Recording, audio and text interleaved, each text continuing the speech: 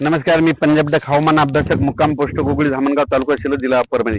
मी आहे माझ्या शेतामध्ये आणि या शेतामध्ये 108 इन्व्हा या पार्श्व कंपनीचा या ठिकाणी कार्यक्रम आयोजित केला आहे आणि या कार्यक्रमासाठी मी मुद्दाम या ठिकाणी रील स्टार आमच्या मध्ये शेजारी शेतकरी कन्या तिला मी इन्व्हाइट केलं आणि त्याच्यानंतर या ठिकाणी या कंपनीची एमडी अंकित बरवेटा मध्य प्रदेशहून या ठिकाणी आल्याने या ठिकाणून मी शेतकऱ्यासाठी अंदाज देत आहे।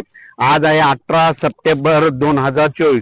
सर्व शेतकऱ्याला सांगू इच्छितो आणखीन 3 दिवसामध्ये तुम्ही काय करा, सोयाबीन असा हार्वेस्टरनं काढून घ्या, कारण की राज्यामध्ये 21 सप्टेंबर पासून ते 2 ऑक्टोबर दरम्यान मोठा पाऊस पडणार आहे, म्हणजे नदी नाली वाहणारा पाऊस येणार आहे, म्हणून हा अंदाज लक्षात घ्यायचा। हा पाऊस सुरुवातीला तुम्हाला एक सांगू इच्छितो 20 तारखेला पूर्व विदर्भात, 21 ला पश्चिम विदर्भात आणि मराठवाड्याकडे येणार आहे। त्याच्यामुळे तुम्ही काय करा, ह्या 3 दिवसामध्ये तुम्ही तुमचे शेतीचे कामे आटपून घ्या, कारण की राज्यामध्ये हा पाऊस खूप मोठा राहणार आहे। म्हणजे प्रत्येक 2 ऑक्टोबर पर्यंत हा पाऊस म्हणजे प्रत्येक ठिकाणी प्रत्येक गावाला 3-3 दिवस हजेरी लावणार आहे, म्हणून हा अंदाज लक्षात घ्यायचा। परत राज्यात सांगतो की हा पाऊस पूर्व विदर्भ, पश्चिम विदर्भ, दक्षिण महाराष्ट्र, उत्तर महाराष्ट्र, कोकणपट्टी, खानदेश, मराठवाडा असा करत करत 2 ऑक्टोबर पर्यंत चालणार आहे। ओढे नदी नाल्याला देखील पूर येणार आहे, म्हणून नदीकाठच्या लोकांनी आपण आपला पाईपलाईन असो ठिबक असो अगोदर तुम्ही गोळा करून ठेवा, कारण की हे मोठा पाऊस आहे। आणि विजा चमकत असताना माझी सर्व शेतकऱ्याला विनंती, विजा चमकत असताना झाडाखाली थांबू नका, कारण की या पावसामध्ये विजेचे प्रमाण जास्त असल्यामुळे विजा अंगावर पडू शकतात। आपली जनावरे झाडाच्या खाली बांधू नका, आपल्या सुरक्षेसाठी आपल्या घरी आणून बांधावे, म्हणून हे देखील लक्षात येतं।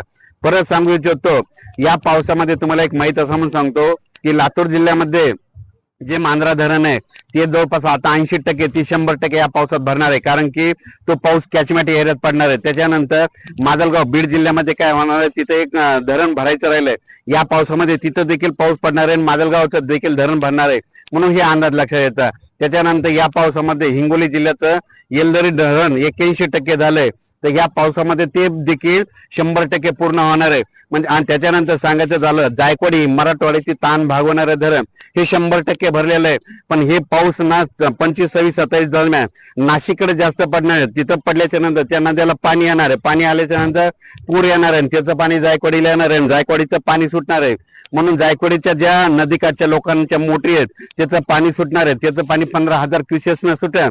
15,000 क्युसेसनं सुटल्याच्या नंतर तुमच्या ओढे तुमच्या मोटरी वाहून जातील, म्हणून तुम्ही काय करा, तुम्ही तुमची आत्ताच काळजी घ्या। आणि परत एक सांगतो, 21 सप्टेंबर ते 2 ऑक्टोबरच्या दरम्यान राज्यात मोठा पाऊस येणार आहे, म्हणून हा अंदाज लक्षात घ्यावा। अचानक वातावरणात बदल झाला तर लगेच एक मेसेज दिला जाईल। धन्यवाद।